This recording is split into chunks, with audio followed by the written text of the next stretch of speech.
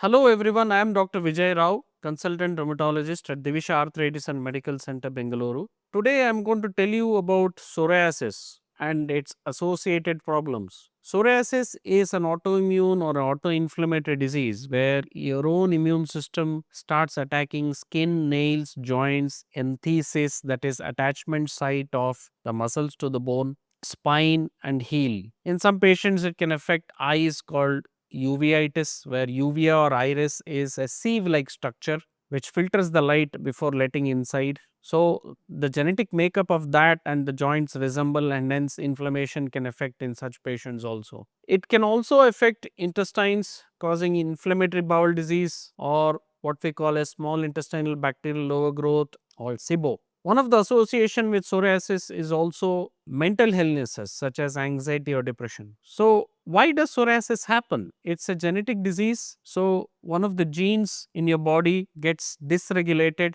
and communicates the immune cells, producing excess amount of skin tissue, nail tissue, where the skin becomes patchy, red, flaky, either on the head causing dandruff or whole body. And it can affect nails also, causing disfiguring of nails or easily breakable nails. Also, joints can get affected, causing psoriatic arthritis, pain, stiffness, swelling in the joints in the first half of the day or later half of night. Worse with rest, better with movement, and usually on asymmetrical on one side of the body, not on both sides. In case of psoriasis, can affect one particular finger, causing dactylitis such as sausage finger or sausage toes, pitted nails, swollen knee or painful stiff hip or spine, worsening back pain in the first half of the day or early mornings, or neck pain, are all the features of psoriasis or psoriatic arthritis. Also heel pain, also causing cancalial spurs or plantar fasciitis, Achilles tendonitis or back of the heel causing swelling.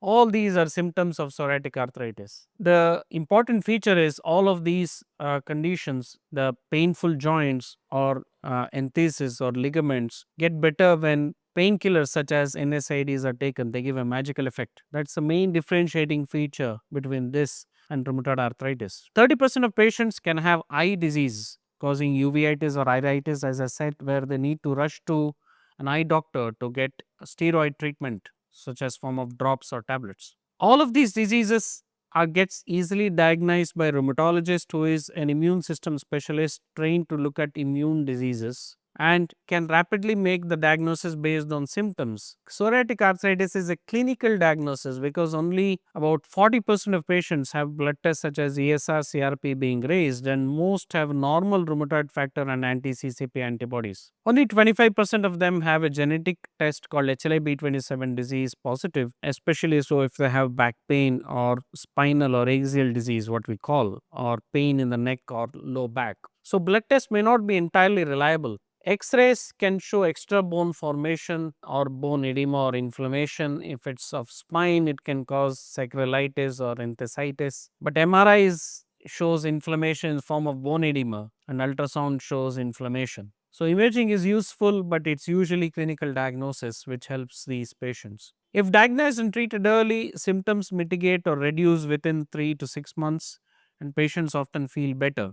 Disease-modifying anti-rheumatic drug therapies such as methotrexate, leflunomide, sulfasalazine are the mainstay of treatment without painkillers. If the disease is very high and affecting spine or uvea or inflammation, biological agents such as anti-TNF, adalimumab, etanercept can be used. If skin disease is very high, IL-17 blockers such as ixekizumab, secukinumab can be used for rapid control of these diseases. Biological agents come in the form of injections given in the form of self-taken on the thighs or in the drips. They achieve symptom control faster and skin disease heal better without any marks. One of the main taboo with these diseases is, are they contagious? Dear friend, psoriasis is not contagious, cannot spread from one patient to another.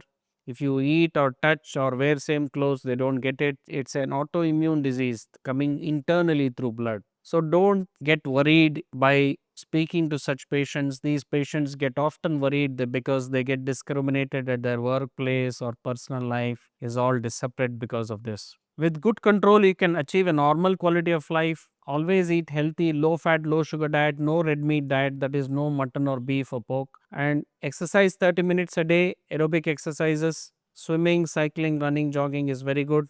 half an hour of physiotherapy exercises, yoga or meditation. Keep your mind very healthy and active and soul active. Fasting, intermittent fasting, charity is all very good to keep your energy levels very high. So, in a nutshell, today you've learned about psoriasis and associated diseases. Hopefully, you should see a right specialist. More than a dermatologist, a rheumatologist can involve and get this patient in a wholesome way better. My best wishes to you. Good day.